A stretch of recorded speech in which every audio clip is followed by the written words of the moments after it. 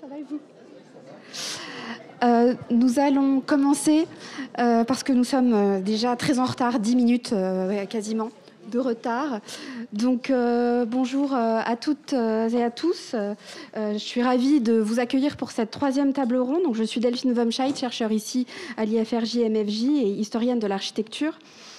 Donc j'ai le plaisir de modérer et d'introduire cette dernière table ronde de la journée, intitulée « Nouvelle trajectoire des études classiques et prémodernes », au cours de laquelle nous allons écouter 4 intervenants. Donc, tout d'abord, Jean-Noël Robert, professeur émérite au Collège de France, spécialiste du bouddhisme Tendai et auteur notamment d'un ouvrage intitulé « Des langues et des dieux » paru en 2023. Bernard Faure, professeur émérite de l'Université de Columbia, historien du bouddhisme, auteur entre autres d'un ouvrage intitulé « Les 1001 vies du Bouddha » paru en 2018. Nicolas Fievé, directeur d'études à l'EPHE et actuellement directeur de l'EFEO, qui est historien de l'architecture et auteur, lui aussi, entre autres, de l'Atlas historique de Kyoto, paru en 2008. Et Christophe Marquet, qui est directeur d'études à l'École française d'Extrême-Orient et historien de l'art, et qui a notamment publié un ouvrage intitulé « Otsue, imagerie populaire du Japon », paru en 2019. Alors, tout d'abord, je voulais rappeler que nous avons des interprètes qui travaillent très dur, et donc on va peut-être essayer de parler pas très vite pour ne pas trop leur compliquer la tâche. On va essayer, en tout cas, pardonnez-nous par avance, mais on fait tout notre possible.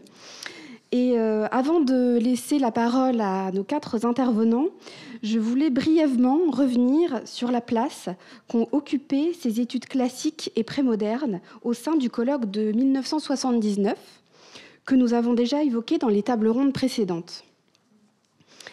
Donc c'est un historien, Bernard Franck, éminent spécialiste du bouddhisme, qui a ouvert la séance d'ouverture aux côtés de René Siffer, traducteur et spécialiste de littérature.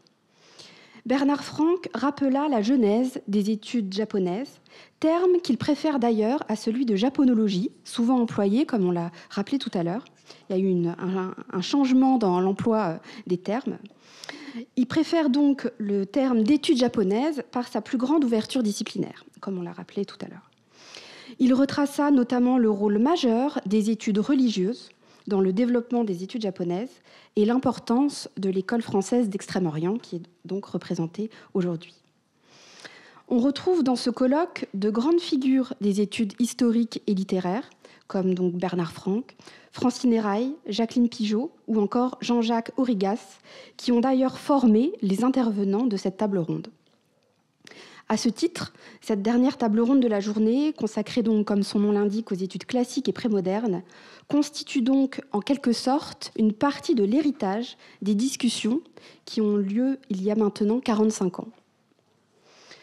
D'autres grandes figures des études historiques étaient présentes. On peut citer Hartmut Rotermund en histoire des religions, Paul Akamatsu en histoire générale, Madeleine David en art et archéologie. Si Hartmut Rotermund déplorait le nombre insuffisant dans l'absolu de chercheurs en études religieuses, il reconnaissait néanmoins leur place plus que respectable au sein des études japonaises. De son côté, Paul Akamatsu regrettait que certaines périodes ne soient pas suffisamment représentées dans les études historiques, en particulier le Moyen-Âge et la période prémoderne. Madeleine David, enfin, rappelait l'arrivée tardive de l'enseignement de l'histoire de l'art, de l'architecture et de l'archéologie, d'abord à l'école du Louvre dans les années 1930, notamment grâce à Charles Hagenauer, dont on a aussi parlé aujourd'hui, puis dans les départements de japonais dans les années 60, grâce notamment à René Siffer. Dans ces domaines également, beaucoup de choses restaient à faire. Alors qu'en est-il aujourd'hui ? La situation qu'ils décrivent a-t-elle changé ? Les études historiques sont-elles toujours suffisamment représentées au sein des études japonaises ? Nos 4 intervenants vont nous éclairer sur ces questions en nous livrant leur regard sur les changements et évolutions observés au sein de leur propre discipline. Alors, ma première question s'adresse à Jean-Noël Robert, qui était d'ailleurs présent à ce colloque de 1979 et qui reviendra peut-être dessus. Jean-Noël Robert, vous êtes philologue et historien des religions, spécialiste du bouddhisme, actuellement donc professeur émérite au Collège de France. Vous êtes l'ancien élève de Bernard Franck et vous avez fait également une partie de votre carrière à l'École pratique des hautes études à la section des sciences religieuses. Au sein de ces institutions et plus largement au sein des études japonaises, avez-vous observé des évolutions ou des changements notables dans votre discipline ? Merci beaucoup de cette question. Je m'y attendais si peu.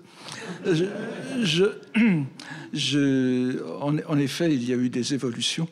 Je voulais peut-être parler en même temps de... On a évoqué ce qu'il ne fallait pas parler d'histoire des mentalités, mais justement, je voudrais parler de la mentalité de l'époque et la comparer avec ce qui c'est, celle que je crois avoir vue après. Il y avait... À l'époque, alors c'était pas du tout à cause de mai 68, c'était même avant, il y avait une immense liberté d'études, de méthodes, de choix, parce que chaque apprenti chercheur, en tout cas, c'était difficile. Je peux dire, alors c'était peut-être mon cas particulier, mais j'y reviendrai après, mais nous n'avions pas de plan de carrière à l'époque, n'est-ce pas? Enfin, me semble-t-il, on s'intéressait à quelque chose parce que ça nous semblait la chose la plus intéressante du monde à faire, et le reste serait venu par surcroît, par je ne sais quelle bénédiction divine plus tard, mais on ne s'occupait pas de ça. Et en plus, les relations avec les professeurs, les maîtres, étaient beaucoup plus informelles, malgré ce que l'on pense maintenant. Si bien que lorsque j'ai rencontré Bernard Franck, qui était en effet, j'en reparlerai tout à l'heure, parce que malheureusement vous serez obligé de m'écouter pendant plus d'une heure après, alors je voudrais être court maintenant. Mais donc j'ai dit à Bernard Franck que je m'intéressais au Tendai, il m'a dit ah bon, éventuellement je voulais faire un doctorat là-dessus, il m'a redit un bon. Et puis quelques années plus tard, bien plus tard d'ailleurs que je ne l'eusse voulu, je lui ai apporté mon doctorat, et entre les deux, nous n'en avons pratiquement pas parlé. Et j'ai suivi les cours de Bernard Franck, j'ai suivi d'autres cours, et ce n'était pas du tout ces espèces comment dire, de psychodrame que constitue parfois la rencontre entre le directeur de thèse et le doctorant ou la doctorante maintenant. C'est-à-dire, c'était quelque chose qui, voilà, on le faisait ou pas, et si ça arrivait à terme, c'était très bien. D'autre part, le choix on parlait beaucoup d'études aériennes. Non, et autre chose. À l'époque, voilà, vous arriviez à Langzhou, je voudrais faire du japonais, oui, très bien, du chinois, mais bien sûr, du coréen, oui, du mongol, etc. On ne vous demandait rien d'autre qu'une misère d'inscription, je ne sais plus combien c'était à l'époque, peut-être 50 francs, 150 francs, enfin moins de 10 euros, n'est-ce pas, enfin autour de 10-15 euros. Les horaires, vous vous adaptiez ou pas. Pour le mongol, c'était plus facile. La prof était en terrain, sur un terrain mongol, donc pendant 6 mois, elle n'était pas là. Ça aidait à l'étude. Et voilà, donc vous passiez ou pas vos examens, et il n'y avait pas de cours de méthodologie. Vous me direz, ça se ressent dans le peu que j'ai écrit, mais voilà, il y avait cette grande impression de liberté et en même temps de constitution d'un terrain. Alors nous parlions tout à l'heure de métaphysique, j'ai beaucoup aimé le mot. Voilà, il y avait une sorte de terrain métaphysique qui était, je reviendrai là-dessus, peut-être l'Orient, les religions de l'Orient, où on trouvait quand même, bien sûr, un lien directeur, n'est-ce pas, un lien moteur. Nous sommes quelques-uns à l'avoir remarqué, mais encore une fois, ça se sent certainement dans ce que je dis et ce que j'écris parfois. Il n'y avait le travail de méthodologie n'était pas la réflexion méthodologique n'était pas comme maintenant, et c'est d'ailleurs quelque chose qui nous vient, je crois, des États-Unis. Je ne sais pas si les gens se souviennent encore, alors je suis désolé auprès de notre traductrice interprète, c'est quelque chose Ah, c'est un peu, c'est quelque chose à laquelle je n'avais pas pensé, mais voilà, les gens connaissent encore beaucoup Carlos Castaneda, n'est-ce pas, qui est un grand précurseur des études de terrain, et qui a commencé comme sa carrière a commencé comme docteur de je ne sais plus quelle université de Californie. Et son premier travail, c'était, je crois, Petite Fumée. C'était une thèse qu'il avait réécrite pour la publication, et ça commençait par 60 pages ou 100 pages de méthodologie, n'est-ce pas? Donc voilà, c'est du sérieux. Il a son introduction méthodologique, donc le reste, on pouvait y aller. D'ailleurs, il y a des gens qui ont imité la chose. Après, je n'en parlerai pas ici parce que, enfin, mais dans d'autres études. Alors voilà, il y avait donc quelque chose de beaucoup plus libre, mais en même temps, nous avions une sorte d'intuition qui nous menait à penser que tout cela était lié, n'est-ce pas, que ce soit la Chine, la Corée, la Mongolie et le Japon, voire le Tibet. Il y avait quelque chose derrière. Bon, je ne vais pas épiloguer là-dessus trop longtemps, mais nous étions dans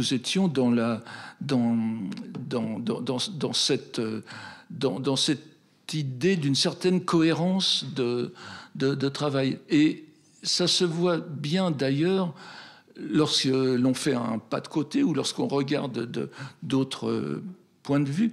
Je pense à quelqu'un enfin, il n'est pas ici, mais qui a publié un petit livre très intéressant sur le Japon. C'est un anthropologue, anthropologue, spécialiste d'un grand continent que je ne nommerai pas pour ne pas trop... parce que ce que je vais dire est un peu ironique, mais c'est pas de ma faute. Et donc, il avait décidé de faire un terrain au Japon en tant qu'anthropologue spécialiste d'un autre continent et de le voir avec ses yeux de hétéro-anthropologue. Et alors, il a fait un livre très amusant. D'ailleurs, et je l'ai lu avec beaucoup d'intérêt parce qu'il a l'air de considérer comme allant de soi quelques idées un peu saugrenues que j'avais écrites et qu'il reprend telles quelles. Bon. Mais à un moment, il parle du caractère très optimiste des Japonais. Parce que lorsqu'un malheur arrive au Japon, quelque chose qui n'est pas très agréable, les Japonais ont le don de voir ce qui est positif derrière. Confucius a écrit quelque chose, c'est le bien qui est derrière, n'est-ce pas? Ils disent yukata. Yukata. Alors, c'était quelqu'un qui avait passé par les ryokan japonais, manifestement, et j'ai compris quand même, enfin, comme beaucoup d'entre vous l'ont compris, mais j'ai posé la question à quelques personnes. J'ai fait un terrain moi-même et en demandant à ma femme si elle comprenait quelque chose, non.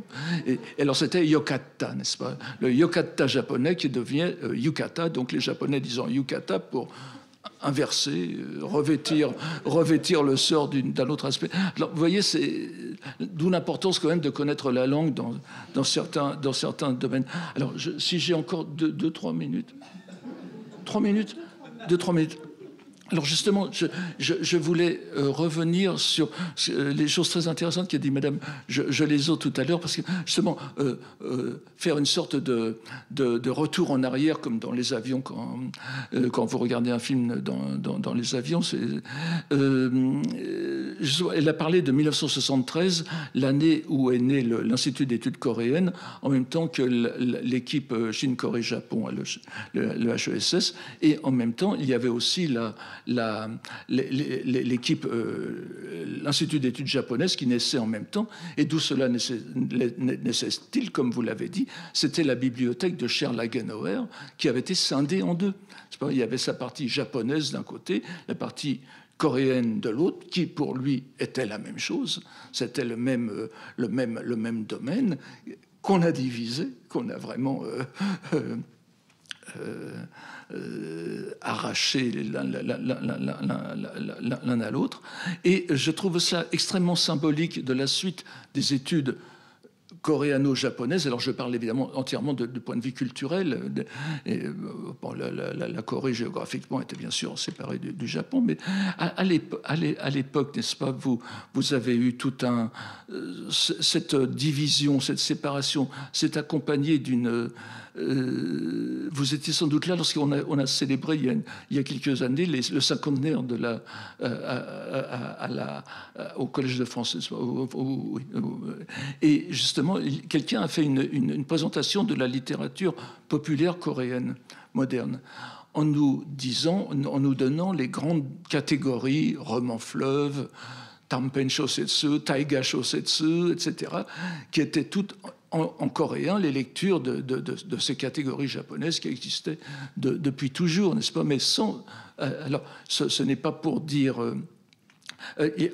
on se coupait volontairement de toute la préhistoire de cette littérature qui était entièrement fondée sur à la fois l'absorption de ce qui s'était passé au Japon et le rejet. En économie, c'est pareil. Au moment où on interdisait au Japon les zaibatsu, après la guerre, n'est-ce pas? Le zaibatsu qui se prononce en coréen chaebol, n'est-ce pas? Les chaebol devenaient le moteur de l'économie de la Corée moderne, n'est-ce pas? Et en même temps, vous aviez dans les symptomatiques de voir ce qui se passe dans les années 70-80, où les livres coréens changent complètement d'aspect, alors qu'ils étaient... rédigé entièrement, édité entièrement à la japonaise, comme l'équivalent des Iwanami Bunko et tout ça, on change complètement et on écriture horizontale, disparition progressive des kanji, et non seulement ça, une espèce de nettoyage de purge du vocabulaire qui fait que... Alors l'exemple le plus caricatural, c'est il est tabou maintenant en Corée de dire... kambe, n'est-ce pas, l'équivalent de kampai, parce que c'est senti comme japonais. Alors comme tout le monde le sait, c'est chinois, mais ça a tellement été imposé à travers le Japon que c'est maintenant rejeté. Si bien que les Coréens ont utilisé ont insufflé un nouveau mot qui a fait fleuresse maintenant, qui est la traduction littérale de l'allemand Prosit, n'est-ce pas, c'est-à-dire weheya, donc que cela vous profite. Taménité. Donc, vous voyez, alors là, on a le contraire, c'est-à-dire qu'on avait quelque chose qui était, pendant quelques années, qui a été une sorte de symbiose, bien sûr, qui était entièrement... jusque dans le style aussi. Le style littéraire, on a évité de plus en plus ce que monsieur Fabre, professeur de coréen, appelait le style macaronique japonais dans la littérature coréenne, pour donc ces phrases très longues et tout ça, qui étaient senties comme de plus en plus japonaises. Alors là, alors, du point de vue méthodologique, que faire à ce moment-là? Est-ce qu'il faut poursuivre le mouvement, c'est-à-dire faire comme si les deux étaient séparés, ou bien essayer de faire une genèse, une généalogie, une archéologie, pour reprendre du savoir? Enfin voilà, ce sont quelques-unes des interrogations que je me posais, mais je crois que j'ai déjà un peu abusé.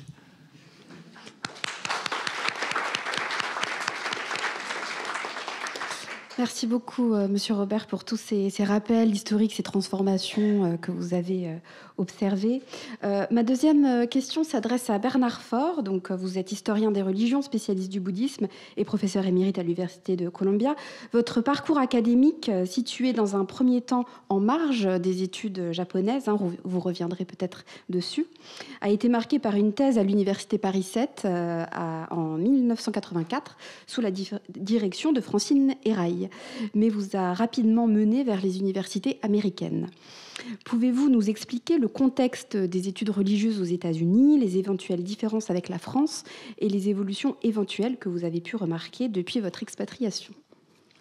Bien, je vous remercie de cette question qui me permet un petit peu de me sentir un peu moins déphasé par rapport aux autres interventions, puisqu'effectivement, j'ai un parcours un peu excentré, disons, pour ne pas dire excentrique. Et je me suis retrouvé, sans l'avoir cherché vraiment, aux États-Unis, où j'ai passé pratiquement les 40 dernières années. Donc, je voudrais revenir rapidement sur ce que disait Jean-Noël de l'atmosphère de liberté qui régnait à Langzhou quand nous y étions, à peu près à la même époque. Enfin, j'étais un peu avant, mais après, j'ai fait une longue parenthèse de voyage en Asie et on s'est retrouvés donc en gros à la même page. C'était vraiment la fin des 30 Glorieuses. Donc, on pouvait quand même bénéficier d'un certain privilège. On n'avait pas les problèmes qu'ont nos étudiants aujourd'hui. Donc, il y avait on a vécu une époque bénie en quelque sorte. On ne le savait pas à l'époque, mais c'était quand même vraiment le cas. Alors, oui, donc, j'avais... j'ai fait Langzhou en même temps, j'étais avec Philippe Ponce qui est ici dans la salle. On était pratiquement les deux seuls à ne pas être vraiment étudiant en japonais sérieux. Moi, lui faisait droit, moi je faisais Sciences Po. Donc le japonais, c'était vraiment très marginal. Pour nous, on est passé, enfin en tout cas en ce qui me concerne, de justesse l'examen, le diplôme de japonais.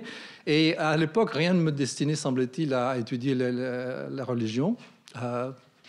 Et puis donc, au hasard des voyages, je me suis rendu compte à quel point l'aspect religieux d'une société pouvait être déterminant pour comprendre cette société. Donc, au départ, c'était un peu une sorte d'approche sociologique. Et puis, je me suis retrouvé, je suis revenu au Japon avec une bourse du Mont Busho.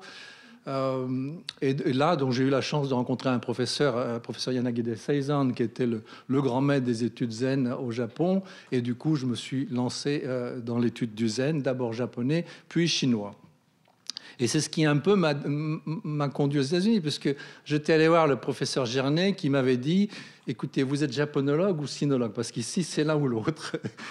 Et alors, je lui ai dit « Moi, en fait, je voudrais vraiment étudier les deux, les rapports entre la Chine et le Japon. » Et donc, il était clair que j'avais aucune perspective d'avenir, surtout comme j'ai fait toutes mes études au Japon, études de japonologie au Japon, rentrer en France comme un parfait inconnu, pratiquement, ne me donnait pas beaucoup de chance. Et par contre, c'est ce qui m'a attiré aux États-Unis, où j'ai commencé à enseigner à l'université Cornell, qui justement appréciait ce genre plus la théorie, la French Theory, qui était très à la mode à l'époque. Donc, j'ai côtoyé Derrida et des gens comme ça.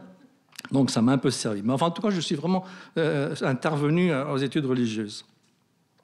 Alors, je vais donc vous parler un petit peu de ce qui n'est pas le sujet de ce colloque, donc, histoire de faire un peu un contraste avec ce qui se passe en France, enfin, en tout cas, ce que j'en connais. Je viens de rentrer en France, mais les 40 dernières années, j'étais vraiment ailleurs.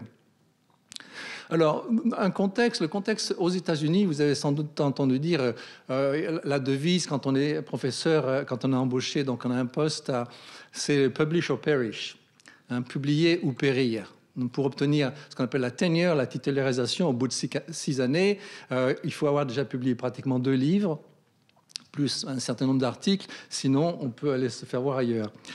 Donc ça fait qu'il y a beaucoup de publications. En plus, les religions d'Asie sont enseignées dans beaucoup d'universités, donc il y a quand même une masse critique qui n'est pas du tout celle de la France, hein. Alors les publications ne sont pas toujours d'un très haut niveau, mais dans la masse, quand même, il y a beaucoup de choses intéressantes.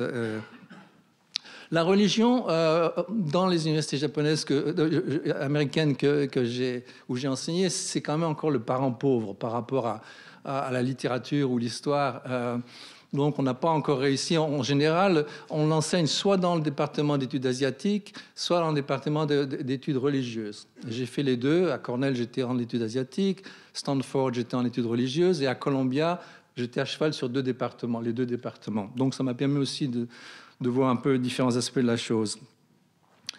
Alors, les chercheurs américains ne lisent généralement pas le français. Et d'ailleurs, ça a été longtemps... La réciproque a été longtemps vraie.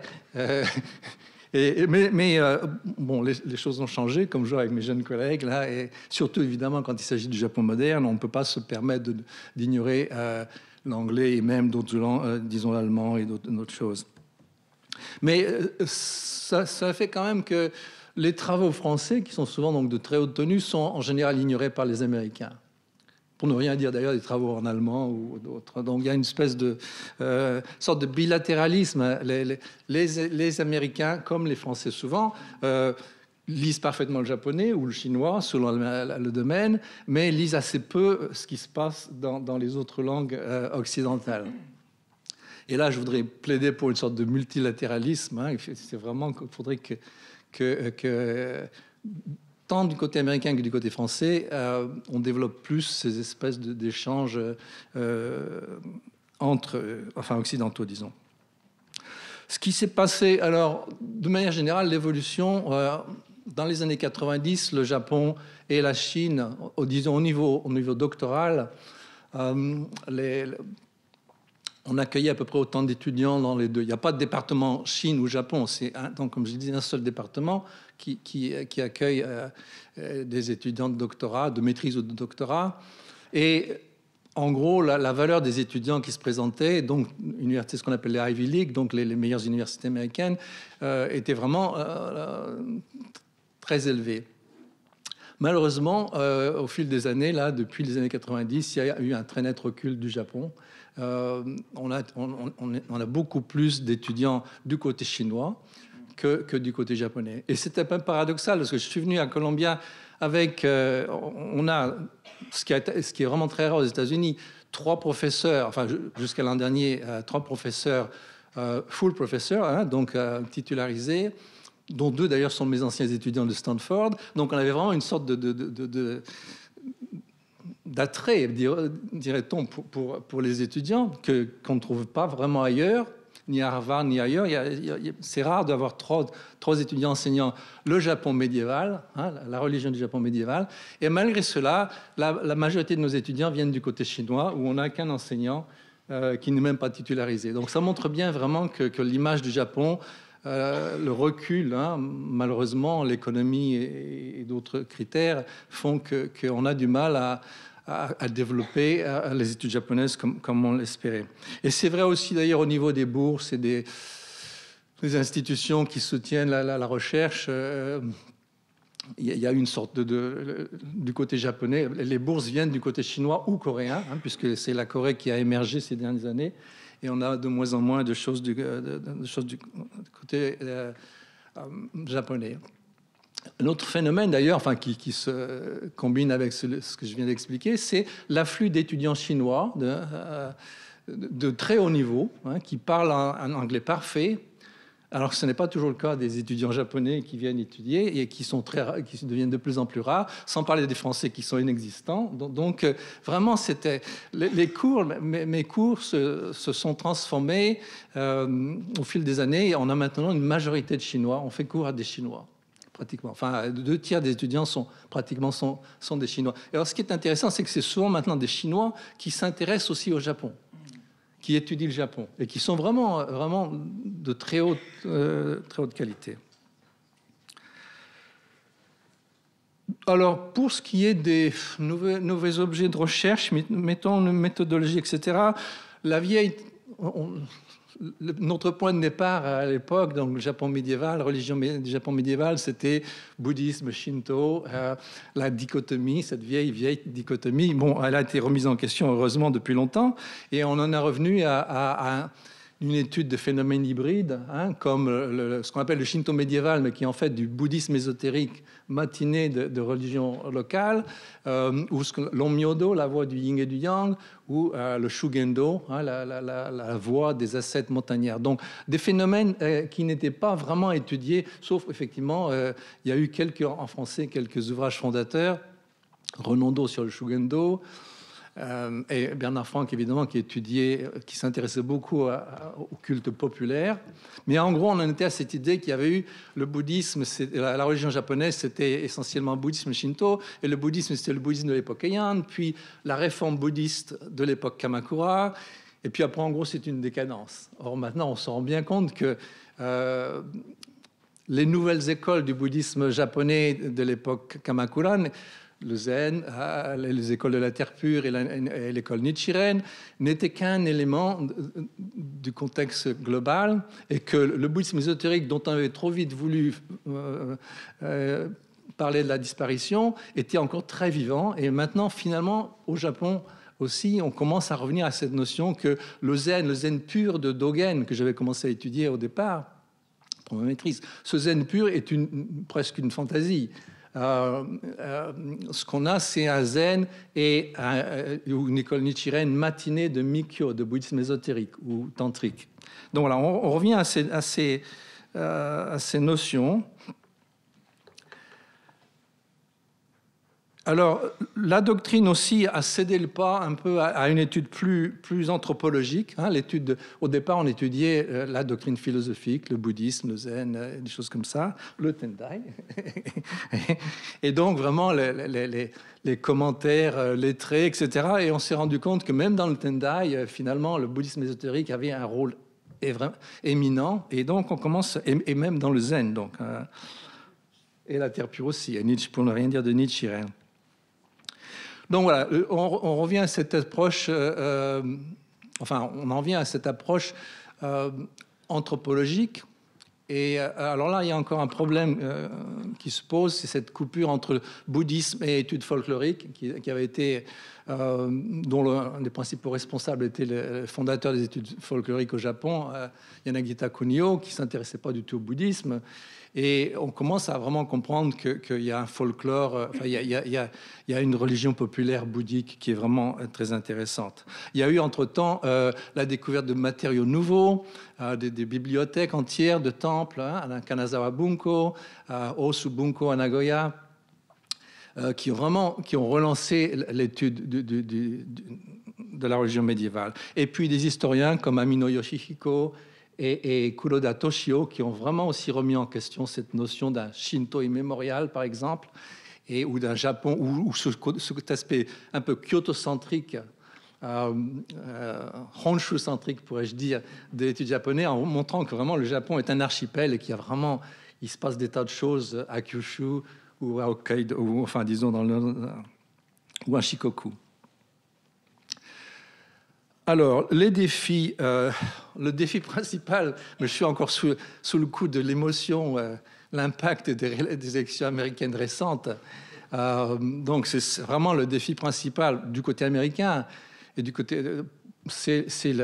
entre beaucoup d'autres choses, c'est vraiment l'anti-intellectualisme des républicains, à commencer par Trump.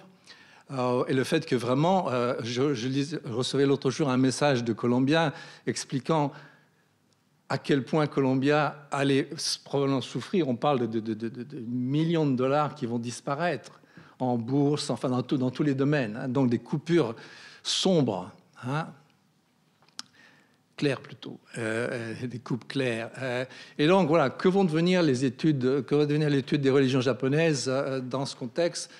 C'est difficile à dire. De manière encore plus globale, donc, mais toujours un peu dans la même ordre d'idée, que devient vraiment l'étude du Moyen-Âge japonais et de la religion médiévale dans un monde où on est entré depuis maintenant un certain temps, donc le monde de l'anthropocène, comme l'ont montré des historiens comme Dipesh Chakrabarty ou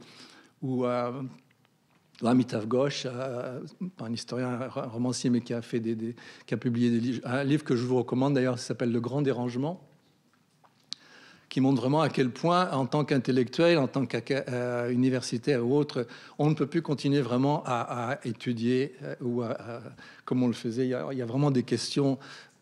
Alors, je n'ai pas du tout de réponse, personne n'a la réponse, mais il semble que vraiment, là encore, pour revenir à ce qu'on disait, on a passé. Il y a eu les 30 Glorieuses et il y a aussi les 30 années suivantes où on était quand même relativement dans un état, dans une sorte d'utopie. Et maintenant, on est entré vraiment dans le monde dystopique et il va falloir faire avec. Donc voilà, ça c'est vraiment la principale question que je me pose. Plus concrètement, donc j'en ai déjà parlé, l'idée pour résister ça, pour avoir une approche un peu plus robuste, disons, l'idée qu'il faut vraiment qu'on évite l'hyperspécialisation, qu'on évite aussi le bilatéralisme dont je parlais, qu'on arrive un peu à communiquer mieux les uns et les autres, pas seulement dans notre doctrine, dans notre domaines précis, donc Chine, Japon, Corée, mais vraiment des liens horizontaux qui nous permettront peut-être de résister un peu mieux au tsunami, la déferlante qui arrive là. Voilà. Merci.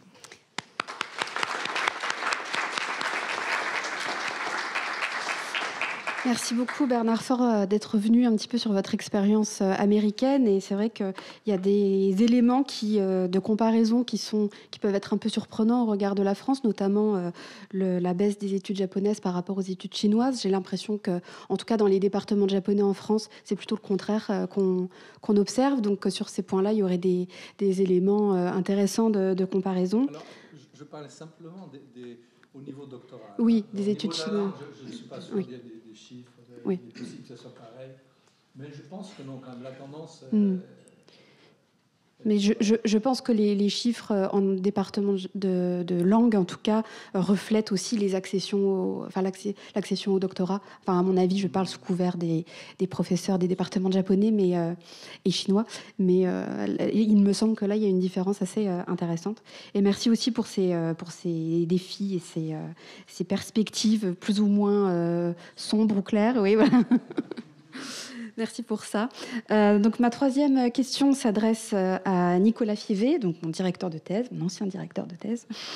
Architecte de formation, spécialiste de l'architecture japonaise des époques médiévales et prémodernes. Vous êtes l'élève de Jacqueline Pigeot à l'université Paris 7 et vous avez commencé votre parcours au sein des études médiévales. Votre carrière au sein de l'école pratique des hautes études en tant que directeur d'études et au sein de l'école française d'Extrême-Orient en tant que directeur vous permet par ailleurs d'avoir un regard sur la discipline des sciences historiques, et vous avez certainement des éléments complémentaires à ajouter. Est-ce que vous pouvez également nous dire, concernant votre discipline, qu'est-ce que vous pouvez nous dire sur votre discipline, qu'est l'architecture, qui a un statut particulier à l'université ? Bien, merci. Bonjour à tout le monde. Merci Delphine. Alors, j'ai concentré ces 10 minutes sur l'enseignement de l'histoire à la section des sciences historiques et philologiques de l'EPHE. Et peut-être, avant de commencer, on peut tout de même rappeler que cela va débuter grâce, alors on remonte un peu dans le temps, à Frédéric Jouon des Longrets, qui est un historien du droit médiéval anglais et français, qui était titulaire depuis 1927 de la direction d'études d'histoire étrangère. Et Jouon des Longrets, vous allez le voir dans la petite exposition qui est à l'étage supérieur, est nommé directeur de la maison franco-japonaise à Tokyo en 1939, et il va y rester 7 ans à cause de la guerre en Europe. À son retour en France, en 1946, il commence à publier ses travaux japonais. Et alors, lui n'a quasiment pas enseigné sur le Japon, mais il crée en 1950 l'Institut d'histoire étrangère, qui est rattaché à la 4e section de l'école pratique des hautes études. S'est installé dans un appartement transformé en bibliothèque d'études médiévales. Et c'est là qu'il va accueillir la jeune génération d'historiens médiévistes. Et parmi ces jeunes historiens, il y a Bernard Franck.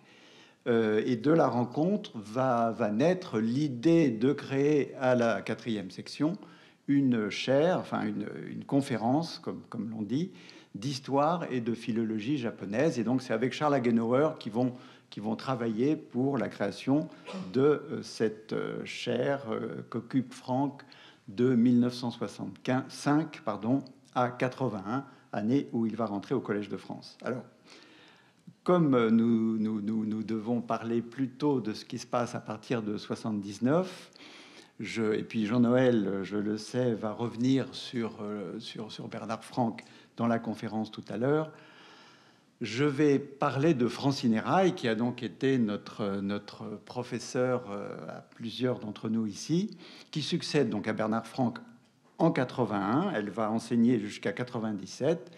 Elle est ancienne élève de l'École normale supérieure de Sèvres. Elle est élève de Charles Agenauer, elle aussi, qui était son directeur de thèse. Pensionnaire ici même de 61 à 64. Et à son retour en France, elle enseigne à l'Institut des langues orientales. Alors, historienne de la période ancienne, plus particulièrement de l'organisation de l'administration inspirée par les Tang, par la Chine des Tang, il y a la grande partie quand même de son œuvre s'attache à la description des tâches assignées à chaque organe de l'administration. Et donc, c'est la publication de la cour et l'administration du Japon à l'époque de Heian, et puis le Ruiju Sandai Kyaku, qui a été publié plus récemment. Et dans ses travaux, Francine Eraille montre que les difficultés de l'application du code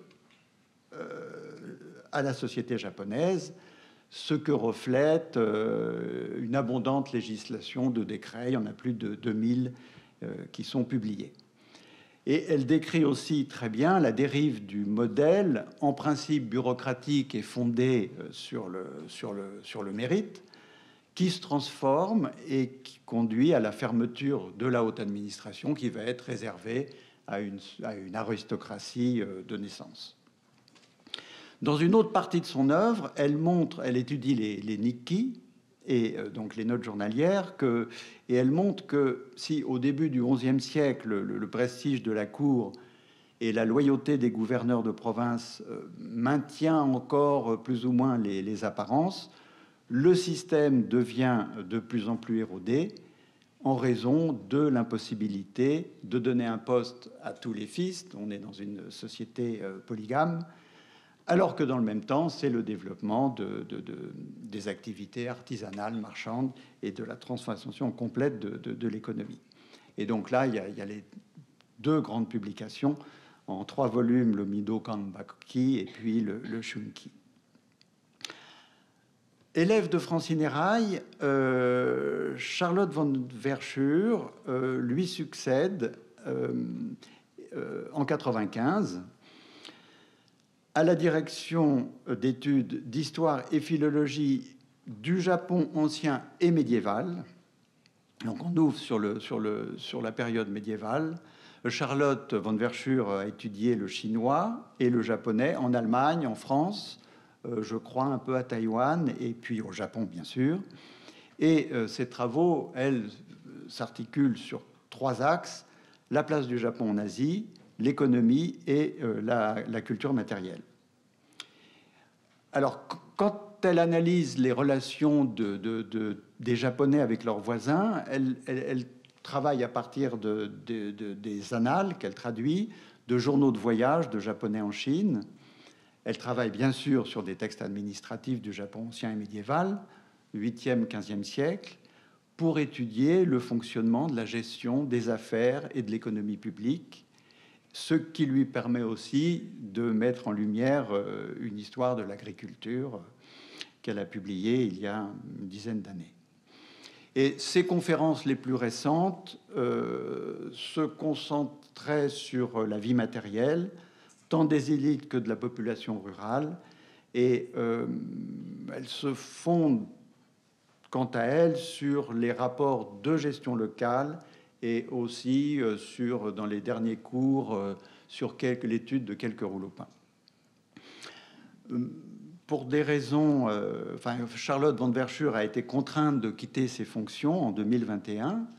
Et là, et c'est quand même un signe important, il n'y avait pas de vivier de philologues historiens travaillant sur la période ancienne. Et donc, il y a une réflexion qui se fait parmi tous nos collègues ici. Et donc, le profil est formulé différemment. Et c'est un poste de philologie japonaise qui est mis à concours. Et donc, c'est notre collègue Michel Vieillard-Baron, qui était enseignant professeur à l'INALCO, qui lui a succédé. Donc, Michel Vieillard-Baron est lui aussi élève de Jacqueline Pigeot.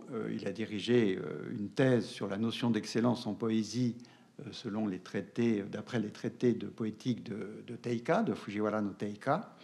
Et il a récemment, je crois il y a 2 ans maintenant peut-être déjà, publié donc la traduction française complète du Kokin Wakashu.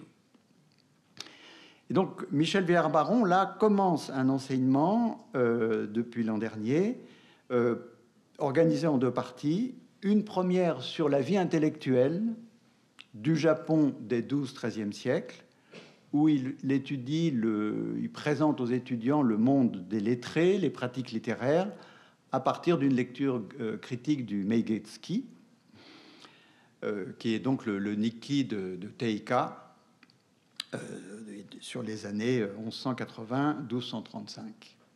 Et puis l'autre partie de sa conférence se concentre sur les anthologies impériales, les Chokusen Wakashu, en particulier sur la lecture, le commentaire et la traduction de la 8e anthologie, le Shin-Kokin Wakashu, qu'il souhaite donc maintenant traduire dans son intégralité, et qui a été compilé en 1210. Alors, pour compléter ce panorama de l'enseignement à la 4e section, la section donc des sciences historiques et philologiques, je dois dire un mot sur ma propre direction d'études en histoire de l'art et des jardins du Japon, qui a été créée en 2007. Donc, comme l'a rappelé Delphine Bonched, je suis architecte de formation, docteur en études de l'Extrême-Orient, et j'ai été formé, bien sûr, à l'école d'architecture à Paris, à l'école de la Villette, mais aussi pendant des années par le professeur Kato Kunio en doctorat à l'université de Kyoto, et bien sûr par Jacqueline Pigeot, mon directeur de thèse. J'ai eu aussi, mais comme tout jeune professeur, un tout jeune professeur, Jean-Noël Robert, qui m'a enseigné les rudiments du Kambun. J'étais très mauvais élève, bien entendu. Et puis Francine Eraille, dont j'ai suivi longtemps les cours, et notamment sur les années sur le Mido Kampakoki et sur les gouverneurs de province. Lorsque j'intègre le CNRS en 93, puis l'école pratique en 2007, l'histoire de l'architecture du Japon n'est pas enseignée nulle part, ni à l'université, ni dans les écoles d'architecture, et que ce soit en France ou dans toute l'Europe. Alors, mes recherches et mon enseignement s'appuient sur plusieurs corpus, des documents administratifs et techniques, bien sûr, des sources littéraires, en particulier les Nikki et aussi la poésie, parce que ça nous permet de mieux comprendre comment on habitait les espaces que l'on étudie, mais aussi à partir, bien sûr, d'un corpus de documents iconographiques, peintures de paysages, scènes de la vie quotidienne, plans et dessins d'architectes, de charpentiers, de jardiniers, etc. Et parfois aussi, mais plus rarement, finalement, à partir d'édifices encore existants. Donc, ces conférences abordent l'histoire urbaine de Kyoto, en particulier les modifications spatiales survenues à la fin du Moyen-Âge, au début de l'époque d'Edo, dans les quartiers de la ville haute, dans les palais de la noblesse et dans ceux des guerriers. Et plus récemment, l'architecture de plaisance y tient une place privilégiée, donc sur les villas secondaires des seigneurs domaniaux ou les ermitages et les retraites des membres de la famille impériale, en particulier au XVIIe siècle, avec une attention plus grande accordée à l'art des jardins, aux techniques de construction et au décor. Pour faire écho à ce que disait Bernard tout à l'heure, aujourd'hui, à l'école pratique, nous avons dans nos domaines un nombre d'étudiants chinois d'excellent niveau aussi, qui est assez important.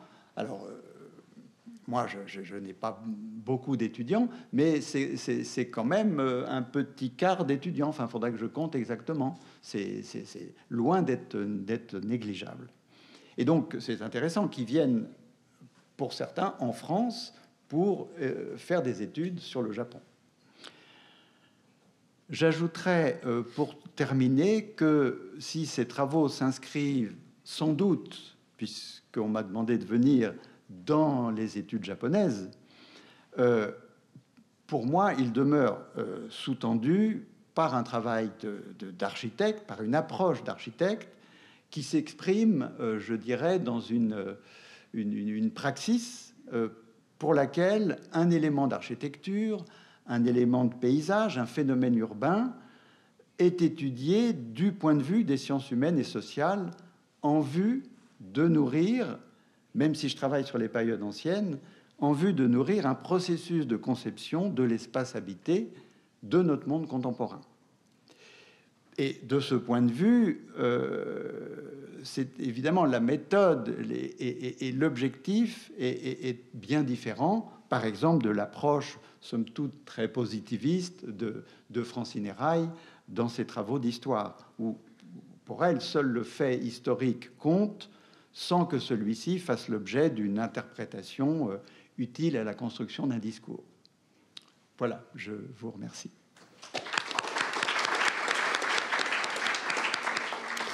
Merci beaucoup, Nicolas Fievé, pour ce rappel de la généalogie des sciences historiques à l'EPHE et votre dernière partie sur votre insertion au sein des études japonaises fait écho aux tables rondes précédentes qui rappelait l'importance de la double formation. Alors, à ce titre, c'est l'importance de cette double formation, qu'elle soit disciplinaire ou en langue japonaise.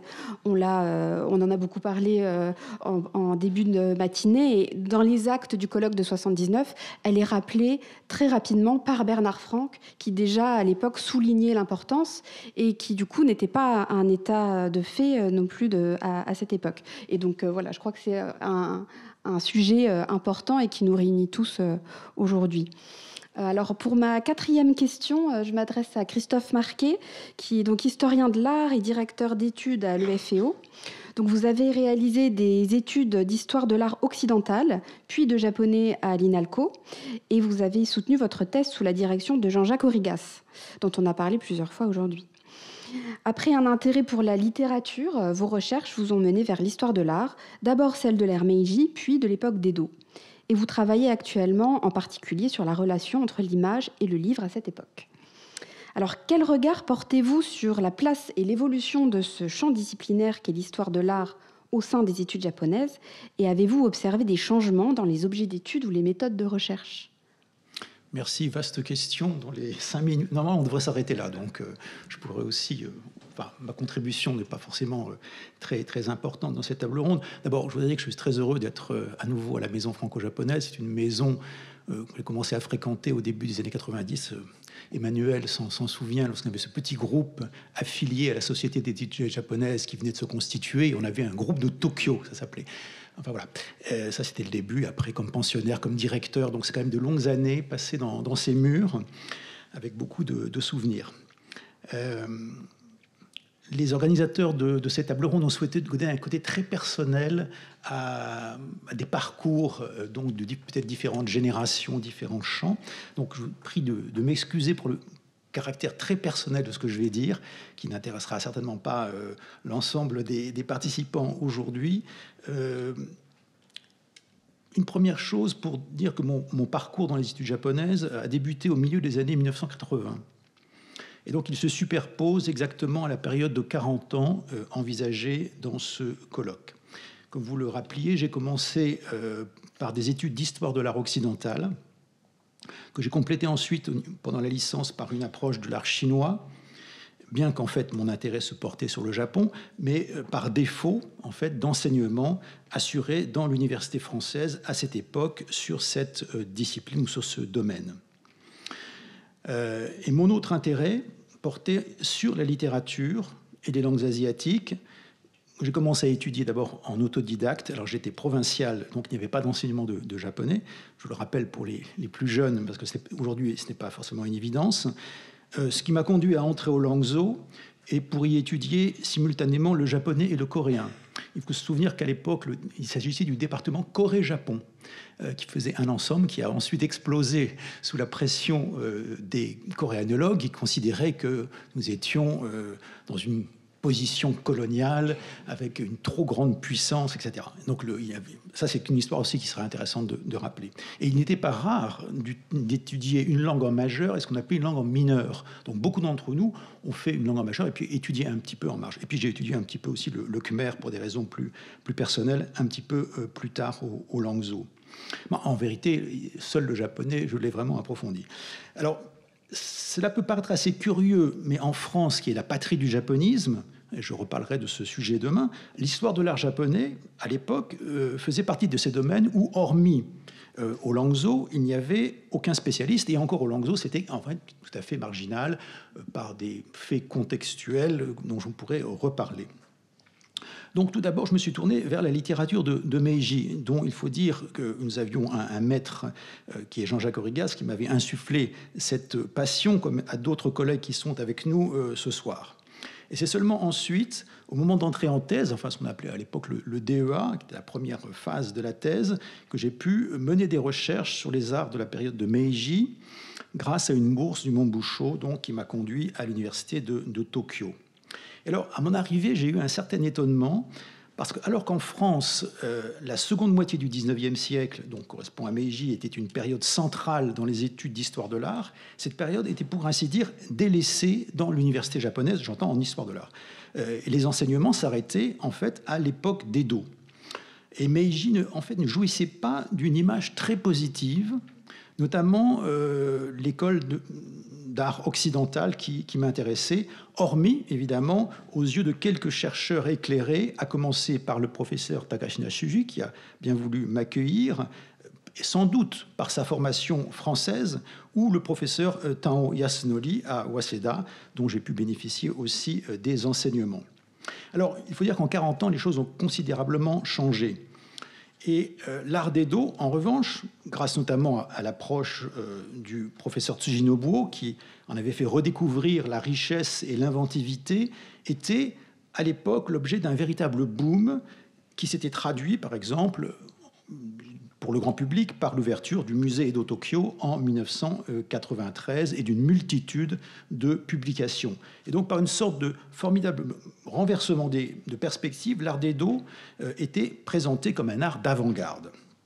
Et pas du tout l'art de Meiji, qui lui avait pensé être à l'époque un art d'avant-garde. Le début des années 90, donc lors de mon premier long séjour au Japon, a été marqué par ailleurs par une nouvelle approche de l'art japonais du XIXe siècle qui m'a fortement influencé. Et l'élément déclencheur a été une exposition au musée de Kobe en 1990 qui avait pour titre Nihon Bijutsu no Jukyuseki, suivi d'un ouvrage intitulé Bijutsu Toyu Misemono, l'art comme spectacle, en 1993, à travers lesquels un jeune conservateur, Kinoshita Naoyuki, qui deviendra ensuite professeur à l'université de Tokyo, a pour la première fois tenté d'approcher ce siècle, le 19e, en surmontant la coupure Edo Meiji et en sortant aussi, c'est peut-être le plus important, du cadre conceptuel des beaux-arts pour s'ouvrir à d'autres formes de création artistique qui relèvent de ce qu'on pourrait appeler la performance, selon une tradition qui remonte à l'époque d'Edo. Et en 1993, donc, le professeur Takashina publiait aussi dans une série grand public chez Iwanami une histoire des arts du 19e et 20e siècle japonais. Et donc, c'est la raison pour laquelle, évidemment, il me semble aujourd'hui, il me semblait à l'époque et encore aujourd'hui, que la coupure pré-moderne et moderne que cette table ronde est censée incarner est assez peu pertinente et qu'au contraire, les périodes d'évolution saisies sur un temps plus long permettent d'entrevoir des éléments qui disparaissent quand on envisage la fin d'Edo comme une période de décadence, qui était souvent le cas, et le début de Meiji comme une rupture brutale vers la prétendue modernité. Un autre élément qui a influencé mon regard sur l'art japonais, ce sont les travaux du philosophe Yanagi Soetsu sur les arts populaires, le Mingei. Yanagi qui avait tenté, mais dès les années 1920-1930, de sortir du cadre des beaux-arts pour redécouvrir des traditions manuelles délaissées par les historiens, tout en y puisant des enseignements pour la création contemporaine. Et ce regard a été tout à fait essentiel pour mon travail sur les formes picturales populaires. Vous évoquiez mon livre sur les Hotsue, qui continue à m'occuper aujourd'hui. Donc ces premiers éléments introductifs pour dire que les études japonaises en France ne sont pas isolées, mais en phase avec les tendances de la recherche des spécialistes au Japon, et que, évidemment, depuis la différence peut-être avec les années 70, c'est que la réduction, je dirais, de la distance entre les deux pays, la circulation de l'information et aussi le travail en collaboration avec les chercheurs japonais, la publication en japonais de nos travaux aussi, me semble caractériser cette période. Alors, que dire des études sur le Japon pré-moderne ?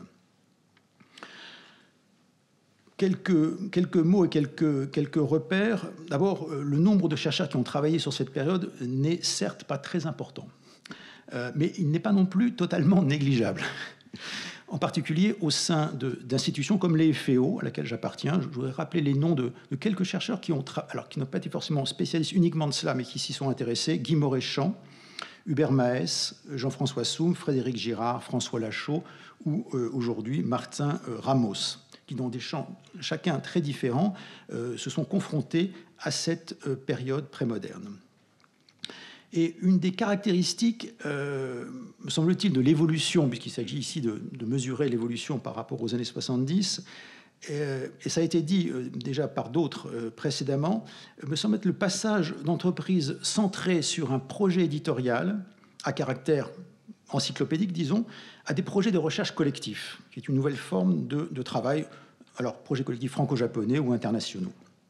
Alors je rappellerai, mais ça a déjà été fait, que entre les années 1960 et le milieu des années 1990, on a vu se réaliser des publications d'outils fondamentaux auxquels beaucoup d'entre nous ont collaboré, à commencer par le dictionnaire historique du Japon, donc lancé par René Capitan en 1963, que j'ai fait numériser lorsque j'étais en responsabilité ici, qui est donc disponible maintenant sur le site Percé.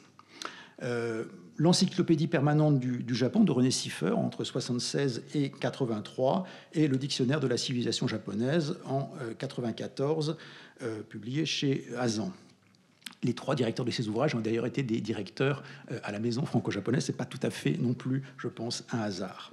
Alors, j'aimerais citer aussi, même si la partie Japon ancien n'est pas forcément la plus importante, mais elle existe néanmoins, le dictionnaire de littérature japonaise, donc qu'a dirigé Jean-Jacques Origas en 1994. Alors, ce type d'entreprise collective de longue haleine n'est pas totalement abandonné. Je voudrais parler du dictionnaire des sources du Japon classique, publié en 2008, par exemple, ou d'un dictionnaire que vous ne pouvez pas encore lire parce qu'il n'est pas encore publié, mais ça ne serait tardé, qui est le dictionnaire de philosophie japonaise moderne, en cours de publication. Alors, vous me direz, alors si c'est moderne, c'est pas ancien, mais en vérité, c'est là que c'est intéressant, dans le propos que Simon Ebersold et d'autres ont signé pour la rédaction de ce dictionnaire auquel beaucoup d'entre nous participent, et il explique qu'il souhaite aussi avoir une dimension diachronique en envisageant la réinterprétation par les penseurs modernes de la pensée prémoderne. C'est un point très important, je pense, qui montre les ruptures entre ces deux cloisonnements. Alors, les années, ou les décennies plus exactement, 1990-2000, ont vu l'émergence, cette fois-ci, de grands projets transversaux dans lesquels la période ancienne, et en particulier la période prémoderne, ont été centraux. Alors, ce que je vais dire, c'est tout à fait partiel, parce que je n'ai pas le temps de citer l'ensemble des choses. Alors, vous me direz, bon, c'est un choix.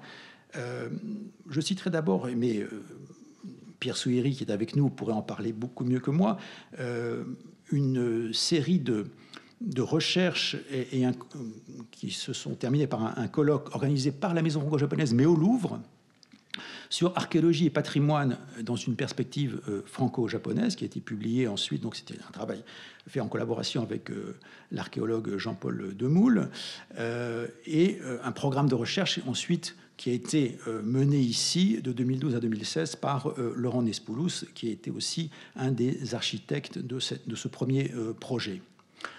Dans le domaine plutôt de l'histoire urbaine, Guillaume Carré, qui a mené avec des collègues de l'université de Tokyo notamment, une étude comparative sur Paris et Edo, histoire comparative des villes traditionnelles, qui a été publiée dans une revue qui n'est pas une revue de japonologie, mais une revue qui s'appelle Histoire urbaine. Et puis alors, là, c'est quelque chose que je me ramène sur un champ qui est plus celui de ma propre contribution avec d'autres collègues, de recherches qui ont été menées sur la période prémoderne au sein de l'INALCO, l'Université Paris 7, enfin Paris Cité aujourd'hui, sur trois aspects. Le premier sont les supports du savoir à l'époque d'Edo, les ouvrages techniques au sens large, dans une approche pluridisciplinaire qui combine l'histoire de l'art, l'ethnologie, l'histoire sociale, l'histoire donc des techniques. une première pierre qui est née à la Maison franco-japonaise lorsque j'étais pensionnaire d'une série pendant une année d'un groupe de recherche sur la culture écrite et la culture éditoriale prémoderne, qui a donné naissance à un livre qui s'appelle Du pinceau à la typographie, qui a été traduit, en fait, pour lequel il y a une version japonaise, un titre totalement différent, c'est intéressant, qui s'appelle Nihon no Moji Bunka o Saguru, Nichifutsu no Shiten Kara. Donc la traduction aussi des travaux que l'on fait, publiés en 2 langues, c'est aussi, je pense, une caractéristique quand même assez nouvelle de cette période. Et puis, un projet de recherche d'assez long terme qui est mené au départ au sein du Centre d'études japonaises, devenu ensuite IFRAE, avec ma collègue Estelle Boer, sur l'histoire des collections japonaises en France.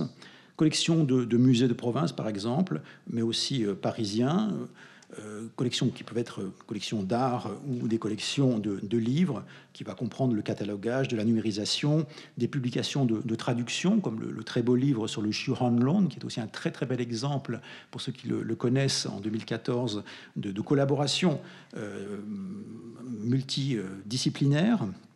Et puis un programme sur l'édition des livres illustrés conservés à l'Institut national d'histoire de l'art. J'étais la semaine dernière à Paris pour présenter le dernier volume de cette collaboration entre l'INHA et les éditions Pitié, qui a commencé en 2006 et donc en 2024 aujourd'hui.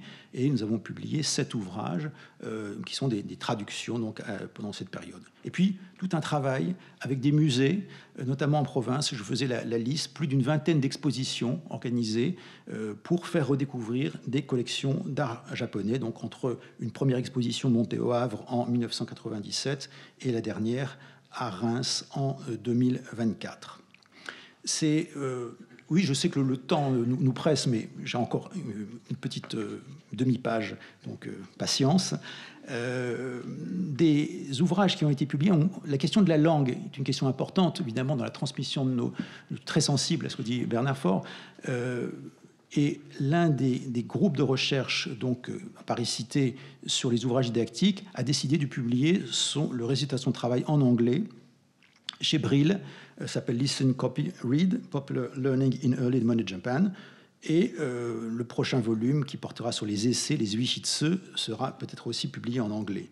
Alors, l'autre travail, puisqu'on parlait dans d'autres tables rondes de la transmission vers le grand public, c'est la volonté de traduire des livres donc du Japon prémoderne pour un public qui n'est pas forcément spécialiste du Japon et avec une autre cible. Alors je voudrais citer par exemple le livre Hokusai, le vieux fou d'architecture, qui est en fait un traité à la base un peu technique d'une certaine manière. Donc nous avons traduit au seuil avec donc un collègue japonais, professeur Nishida, et puis Cluzel également, ou le Nippon Sankai Mesanzue, donc cet ouvrage sur les ressources du Japon qui a été édité donc en 2020. Et nous préparons une traduction de la première histoire de l'art japonais de la fin du XVIIe siècle, le Honshogashi, avec Estelle Boer. Alors, si vous me permettez encore un exemple aussi de cette transmission vers le grand public, je dirais que, évidemment, on peut d'une certaine manière se plaindre un peu de nos étudiants très focalisés sur la culture populaire, au sens manga animé, mais par certains côtés, ça a aussi parfois des avantages pour leur faire passer un certain type de texte.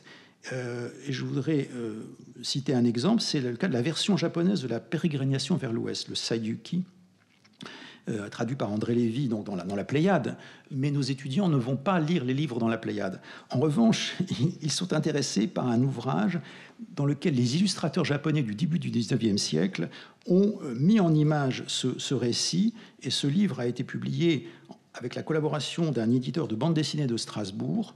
Le livre a été un succès de librairie l'année dernière, il a été primé, il est réédité, donc c'est-à-dire plusieurs milliers d'exemplaires. Je crois avec 2 tirages, on va être à 10 000 exemplaires, donc pour un classique de la littérature chinoise, mais enfin, qui a eu surtout une grande postérité au Japon. Alors, je crois que maintenant je suis été un peu trop long, donc je vais m'arrêter là-dessus, mais juste en disant que pour ce qui concerne l'époque d'Edo, la littérature, la pensée, etc., quand même force de constater que depuis les efforts de René Siffert, qui a vraiment fait passer en langue française un certain nombre de textes importants, surtout sur cette époque de Genroku, c'est-à-dire Saikaku, Basho, Chikamatsu, ce qu'il appelait les trois grands. En fait, le reste, surtout le XVIIIe siècle et la première moitié du XIXe siècle, on a très très peu de choses. Alors, il y a de belles expériences de traduction très réussies de Santo Kyoden. Cette traduction, le titre déjà est merveilleux, Fricassé de Galantin à la mode d'Edo, traduit par René Garde. Mais enfin, c'est vraiment un seul exemple dans une littérature extrêmement riche et intéressante. Donc les chantiers restent nombreux à mener. Merci, excusez-moi pour cette intervention trop longue. Merci beaucoup Christophe Marquet pour ce rappel des travaux majeurs qui ont été réalisés au sein de la discipline de l'histoire de l'art et surtout les évolutions qu'elle a connues avec effectivement le développement de projets collectifs majeurs et merci aussi de souligner voilà, cet appel que vous faites pour les études du 17 et du 18e qui sont effectivement aussi l'un des objectifs de ce colloque, c'est d'identifier éventuellement les manques des disciplines et les projets futurs éventuels. Malheureusement, nous sommes beaucoup en retard, donc on va devoir clôturer ici cette table ronde, mais on enchaîne avec une séance de discussion collective, donc surtout, si vous avez des questions, même au sein des tables rondes, n'hésitez pas à les poser lors de cette séance collective. Merci encore à tous.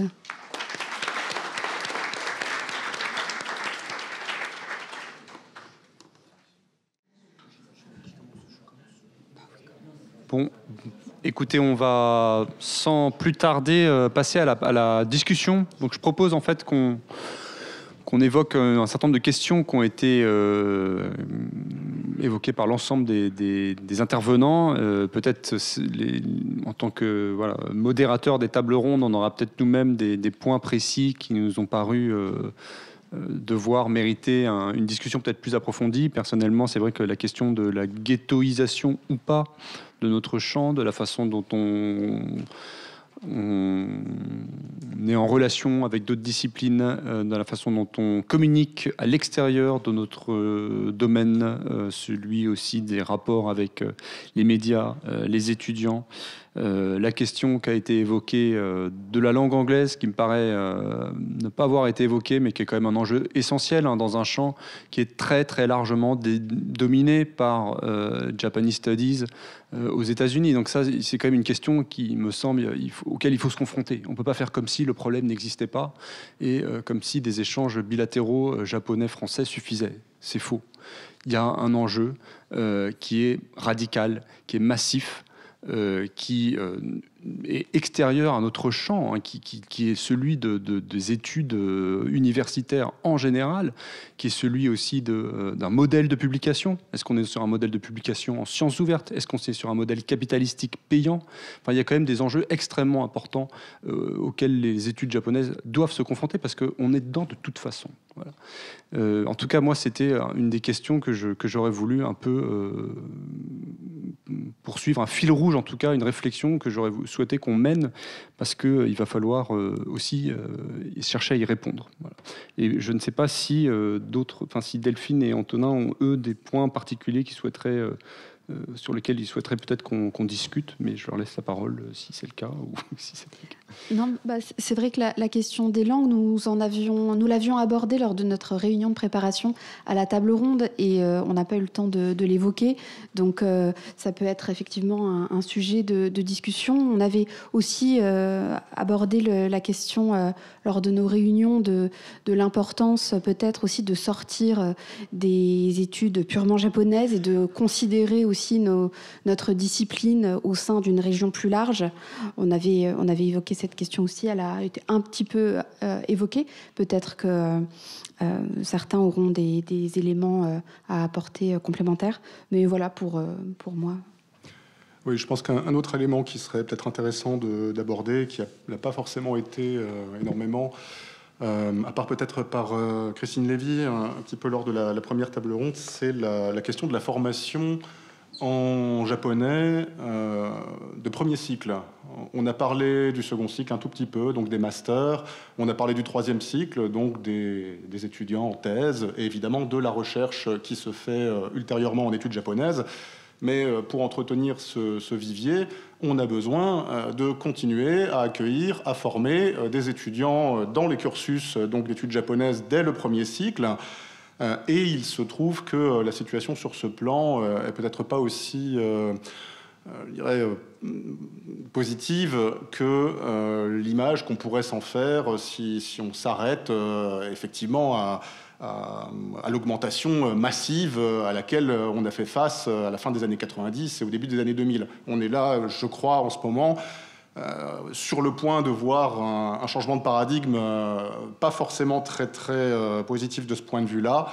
Le nombre d'étudiants, notamment dans les cursus monolingues en japonais, le cursus qui nous intéresse le plus, donc langue, littérature et civilisation étrangère, Japon, est plus qu'en train de se tasser. Il est en baisse assez nette depuis quelques années et on doit se poser les questions, parfois des questions qui sont peut-être un peu douloureuses, pour nous assurer de prendre au minimum la mesure de ce phénomène ou éventuellement, si on le juge souhaitable, d'essayer de l'enrayer. Ça, c'est aussi un sujet que l'on pourrait aborder, je pense.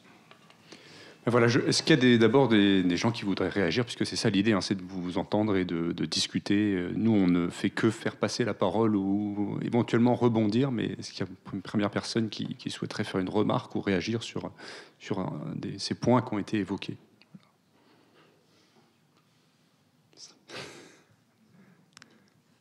Personne n'ose parler. Merci.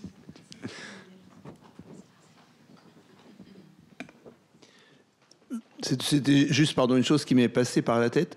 Je pense qu'un élément d'évolution dans ces dernières années, c'est quand même que nos travaux ont été lus par les collègues des autres disciplines. Je n'ai pas de statistiques, mais je vous donne un exemple qui m'a beaucoup frappé. Le nouveau professeur au Collège de France sur les Lumières, Antoine, c'est ça, Antoine Lilti, a un programme sur les lumières multiples. C'est sur cette chaire qu'il a été élu. Et dès la première année, il a fait un colloque sur les lumières mondiales, et donc sur comment cette notion de lumière a été traduite ou perçue en Chine, en Amérique, et donc bien sûr au Japon. Et juste, il y avait une communication de notre collègue Dufourmont, dont les travaux sur Nakai Chomin, tout ça a été connu. Moi, je ne sais pas pourquoi j'étais invité à la table ronde finale. Et les travaux de, comment s'appelle-t-elle, Noémie Godefroy sur les Aïnous ont été cités par un de nos collègues qui travaillait sur les voyages. J'étais stupéfait qu'au Collège de France, comme ça, et les trois, voilà, c'est ce hasard-là. Il me semble que c'est les livres de Michael, de Pierre, c'est comme ça d'exemple, sont quand même vraiment connus, cités. La revue critique, voilà, était très accueillante. Ce dictionnaire sur la philo japonaise, le nom de Simon Ebersold a été prononcé, mais il est encore post-doctorant, mais c'est notre collègue Thierry Hoquet, qui est professeur de philosophie à Nanterre, spécialiste de Buffon, qui est co-directeur de ça. Donc c'est sans doute pas vrai pour tous les domaines, mais il me semble que dans un nombre quand même, c'est plus que des impressions, je pense. Pourquoi ? Parce qu'il y a eu des changements de génération dans les autres disciplines aussi, et des gens qui arrivent, qui connaissent pas le Japon, mais qui savent quand même que ça existe, que des travaux se font et qui n'hésitent pas à prendre contact. Ça, c'est une évolution plutôt positive, me semble-t-il. Oui, je ne sais pas s'il y a des gens qui veulent réagir. Moi, je suis tout à fait d'accord. Je partage aussi le constat qu'il faut publier. En fait, c'est quand même par là qu'on sort un petit peu de notre ghetto. Et les livres, malheureusement, en fait, malheureusement, heureusement, je ne sais pas. C'est-à-dire que des chercheurs aiment publier des articles, d'autres préfèrent publier des livres. Et en fait, quand on est un chercheur plutôt à articles, on se retrouve vite un peu ghettoisé. Ça, c'est un sentiment que j'ai. Et je crois qu'en études japonaises, il faut qu'on publie plus de livres. Et donc ça, pour moi, en tout cas, c'est un sentiment que j'ai, n'ayant très peu publié de livres, justement. Et je voulais dire, d'ailleurs, parce qu'il avait été question d'Hermann, que quand j'ai lancé cette collection Japon chez Hermann avec Mathias Hayek, c'était vraiment aussi en raison d'un constat d'un vide. C'est-à-dire que Emmanuel m'avait dit, la collection Belles Lettres, malheureusement, ne continuera plus. Le décès de Jean-François Sabouret faisait qu'a priori au CNRS on aurait moins de soutien aussi pour des livres sur le Japon au CNRS Éditions, et la volonté était d'avoir des supports pour qu'on puisse publier. Donc n'hésitez pas à nous faire nos propositions. Mais je crois aussi, enfin l'idée aussi avec Mathias, c'était, et je crois que Mathieu l'a évoqué, c'était aussi qu'un des moyens de faire connaître notre discipline et de sortir de notre ghetto, c'était de traduire nos collègues japonais. Et là, je crois qu'on a énormément de travail, surtout en fait dans le champ des sciences humaines et sociales, où autant sur plein d'autres domaines, la balance des échanges culturels a plutôt tourné dans une dimension bilatérale en faveur du Japon, autant sur les sciences humaines et sociales, là, le bas blesse encore, et nos collègues japonais nous traduisent beaucoup.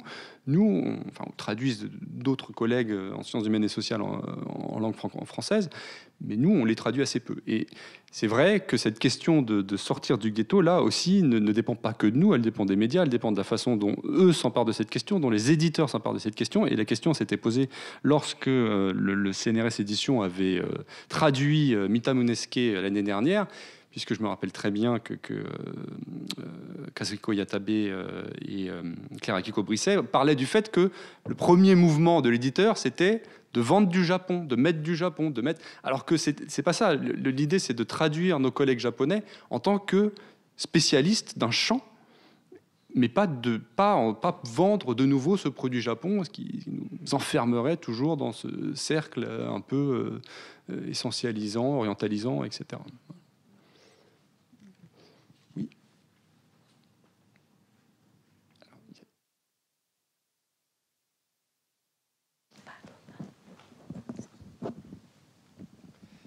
Bonsoir, merci beaucoup pour cette première journée de colloque. J'ai une question. Donc, pour ma part, je suis en première année de doctorat à l'Université de Tokyo et je suis dans la faculté des études interdisciplinaires de l'information en études du genre et des masculinités, donc un secteur très interdisciplinaire. Je me demandais comment est-ce que vous voyez l'évolution de l'interdisciplinarité dans les études japonaises en France. Donc pour ma part, je fais une étude comparative entre la France et le Japon, donc de genre qui est en soi pas non plus tout le temps catégorisé comme un domaine, une faculté. Donc très interdisciplinaire, c'est, je pense, assez apprécié au Japon ou aux États-Unis, peut-être plus difficile en France. Donc je me demandais quelles étaient vos perspectives et votre vision de l'évolution de ce domaine d'études. Merci. Qui veut répondre sur cette question ou si c'est à moi? Mais ça rejoint des questions en tout cas qu'on a tous abordées. Donc voilà. Mais il est clair que peut-être que le champ en France s'est construit autour de beaucoup de ces départements d'études japonaises, LLCER, et que ça a joué.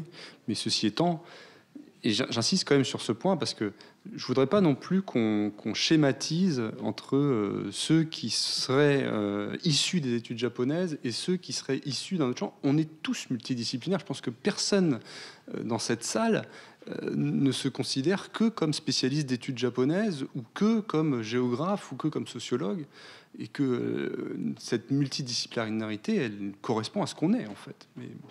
Mais ça répond pas trop peut-être à vos inquiétudes et... Bon, je vais essayer un peu de répondre pour ma part, puisqu'à Bordeaux, on avait mis en place un master genre. Et bon, j'étais partie intégrante des personnes qui s'étaient mobilisées pour créer ce master. Donc c'est vrai que la question d'interdisciplinarité, c'est très important, mais c'est difficile en même temps. C'est difficile parce que c'est vrai que par exemple, dans le cas des études japonaises, il y a la question de la langue. Et donc, pendant 2 années, j'ai fait un cours ouvert à tout public. Et donc, j'avais un public interdisciplinaire, mais ça créait aussi quelques frustrations parce que je ne pouvais pas approfondir. Et du coup, dans ce cas-là, effectivement, la question de la langue devient très importante parce qu'il y a beaucoup de choses en anglais. Alors, l'anglais devient un peu la langue commune dans des cas d'interdisciplinarité, mais il faudrait avoir... Alors, sorte de double... un cours interdisciplinaire basé surtout sur les écrits en anglais, et puis un cours plus spécialisé, parce qu'on a quand même toujours besoin de se spécialiser, de pouvoir lire en japonais, d'autres en chinois, et avoir des échanges, c'est intéressant. Mais voilà un petit peu l'écueil, les difficultés qu'on peut trouver. Moi, je suis très favorable à l'interdisciplinarité. Je pense que c'est dynamisant et surtout, ça correspond à une demande des étudiants. S'il y a beaucoup d'étudiants qui s'intéressent qui ont envie d'explorer l'interdisciplinarité, la question difficile, c'est la question financière, puisque c'est une question de poste. À Bordeaux, on a créé ça sans un centime, avec toutes les bonnes volontés des uns et des autres. Donc, le CNRS encourage beaucoup l'interdisciplinarité, mais au niveau de l'université, on n'a rien. Tous les postes sont gelés, on crée rien. Donc, au niveau du discours, c'est pas très compliqué. Et après, la réalisation, il faut des moyens. Voilà le problème.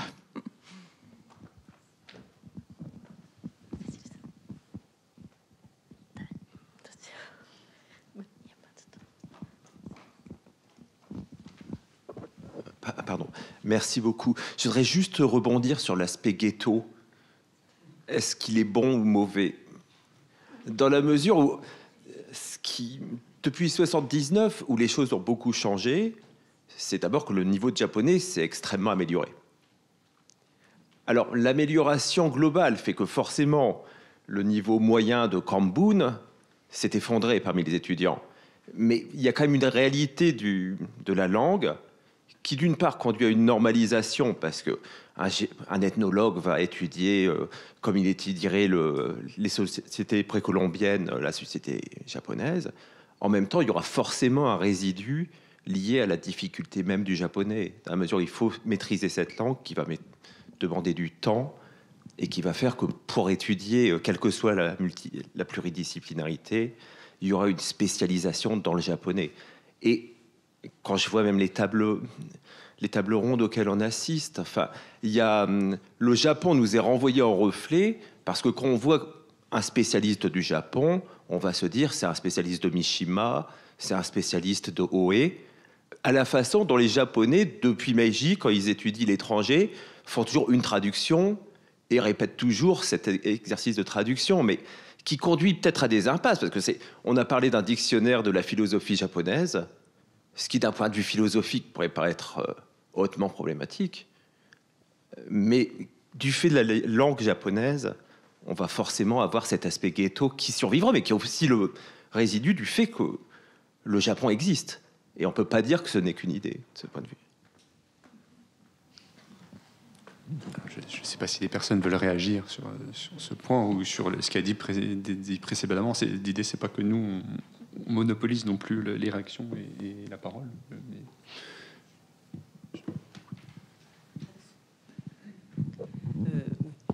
Ce ne sera pas une réponse directe, mais moi, je repensais à ces questions de langue. Nous sommes aujourd'hui dans une période de transition extrême, je pense. Je pensais en l'occurrence à l'intelligence artificielle, à tout ce qu'elle nous promet de faire. Et en fait, quand on parle de terrain et des choses comme cela, comme vous le savez, il y a maintenant des processeurs qui vous permettent au minimum de communiquer. Donc, les grosses difficultés qui étaient présentées comme insurmontables, faire un terrain quand on ne connaît pas la langue, etc., sont quand même en train d'être résolues au fur et à mesure.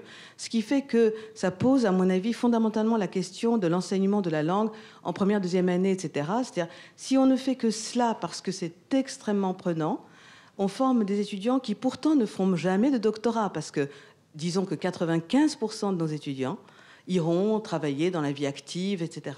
On n'a même pas 5% d'étudiants qui vont poursuivre en recherche. Donc, il y a, en fait, je pense que notre domaine, comme d'autres domaines d'ailleurs, à mon avis, le Japon n'est pas du tout la seule ère concernée, est parcouru de dynamiques contradictoires. Et il est assez difficile de poser finalement des conclusions aujourd'hui. Je pense que cette rencontre est extrêmement intéressante parce qu'elle fait finalement une sorte de bilan d'étape. Mais devant, il me semble, un avenir qui nous promet beaucoup de surprises. Si je peux simplement réagir très rapidement sur la question tout à l'heure sur l'interdisciplinarité. C'est certain que c'est une question qui se pose aujourd'hui au niveau des instances dans le supérieur en France, bien au-delà simplement de notre petit secteur des études japonaises. Et une des initiatives qui ont été prises ces dernières années dans ce sens, ça a été la création de ce qu'on a appelé les ITI, les instituts thématiques interdisciplinaires. Donc ce sont des instituts qui sont créés au sein des universités dont l'objectif est de promouvoir justement des approches interdisciplinaires. Ils fonctionnent sur des financements type ANR qui peuvent être parfois assez importants. Hein. C'est de l'ordre du million d'euros pour des projets de 3-4 ans renouvelables une fois. Et ils ont pour objectif en fait de rapprocher et de faire travailler ensemble des enseignants-chercheurs dans des disciplines et des champs très différents autour de thématiques communes. Pour parler simplement de celui que je connais le mieux, à l'Université de Strasbourg, il y en a plusieurs, évidemment, dans des champs sur des thématiques différentes. Il y en a un qui est l'éthica, littérature, éthique et art, qui a pour objectif de travailler la question de l'éthique dans différents domaines et autour de différentes disciplines. Et donc ça fonctionne sur la base, évidemment, d'un réseau commun, avec un pot commun qui va être utilisé pour différentes initiatives, des publications, des initiatives de recherche type colloques, séminaires, etc. Évidemment, on fait se rencontrer et travailler ensemble des chercheurs d'obédience et dans des champs très différents. On a pu travailler avec des médecins, par exemple, mais aussi des philosophes, bien sûr, sur des axes dans lesquels les différents chercheurs sur lesquels ils vont se positionner. Dans le cas de cette ITI, ça a pu être la question du triage, la question du témoignage, le fait de faire cas, par exemple. Et ça s'accompagne aussi de la création de diplômes qui viennent se greffer sur le système LMD existant, donc ce qu'on appelle les diplômes universitaires, des DU, qui vont pouvoir être pris par des étudiants en master, en doctorat, etc., et qui vont leur permettre de valider justement ces enseignements interdisciplinaires prodigués par les différents intervenants. Donc ça, je pense que c'est une des solutions, je ne sais pas, mais en tout cas, c'est quand même au minimum la marque qui a une prise de conscience très, très claire au niveau des instances et au niveau des universités elles-mêmes pour avancer sur la voie de l'interdisciplinaire. Je ne sais pas si c'est la solution magique et ultime à tous les problèmes qui se posent à nous aujourd'hui sur ce plan, mais c'est une initiative qui me paraît intéressante, avec le bémol, l'épée de Damoclès habituelle, qui est le fait que ça fonctionne sur des financements qui sont finis dans le temps, avec évidemment des résultats sur de court terme à montrer pour envisager une poursuite. Mais ça, c'est notre lot quotidien aujourd'hui, malheureusement. J'essaie juste pour rebondir sur la question disciplinaire qui va dans le sens de ce que tu as dit à la fin. La question qui se pose, c'est qu'est-ce qu'on fait ? Qu'est-ce qu'on fait une fois qu'on a terminé le projet en question ? Et à partir du moment où on essaie de trouver un poste quelque part, que ça soit au CNRS ou même à l'université en études japonaises, la question de l'identité, d'accord, vous êtes spécialiste du Japon, mais quand même, vous travaillez sur quoi ? C'est quoi l'intitulé que vous allez mettre derrière le fait que vous êtes maître de conférence en études japonaises ? Là, ça joue. Et là, tout d'un coup, l'interdisciplinarité, elle est plus difficile à mettre en avant. Alors que quand on dit qu'on est historien, quand on dit qu'on est sociologue, voilà, les gens voient, c'est plus clair. Et alors pour le CNRS, c'est à la base de tout. Hein. Donc il y a voilà, c'est à pas oublier une espèce de double discours qui valorise, qui est légitime, enfin qui est sain, et en même temps les choses se concrétisent pas quand on cherche, enfin plus difficilement quand on cherche du travail. Mais c'est pas pour vous faire peur, hein, monsieur. Mais c'est une réalité. Non, mais malheureusement c'est l'heure, mais je ne peux qu'abonder dans ce sens. Et il faut reconnaître qu'il y a une forme de double discours du CNRS lui-même, puisqu'il met dans ses champs prioritaires de recherche les études aréales, mais en réalité, dans les faits, il y a peu de gens qui sont concernés, et surtout en études japonaises, et c'est assez réduit comme peau de chagrin. Donc, mais c'est aussi après une solidarité du champ par rapport à ces questions-là aussi, de faire en sorte que justement il y ait aussi des spécialistes en études japonaises au CNRS dans toutes les institutions qui ont une certaine importance. Et d'où le fait qu'effectivement, rester dans son ghetto, non, ça ne peut pas être une solution, a fortiori dans un cadre où l'intelligence artificielle rentre en compte et où finalement la question de la langue, il va falloir l'adresser de façon différente. Je vois un point positif, c'est que peut-être justement que cet enjeu de l'anglais qui écrase tout, qui est en train de nous dominer en même temps en tant que modèle de la façon dont on fait la recherche, donc c'est quand même un enjeu extrêmement important, et avec des enjeux économiques, idéologiques derrière, ben peut-être que l'intelligence artificielle fera que ce modèle-là ne fonctionnera plus de toute façon. Donc voilà une note positive pour finir. Et je vous le propose de prendre 5 minutes de pause, et on revient pour Jean-Noël.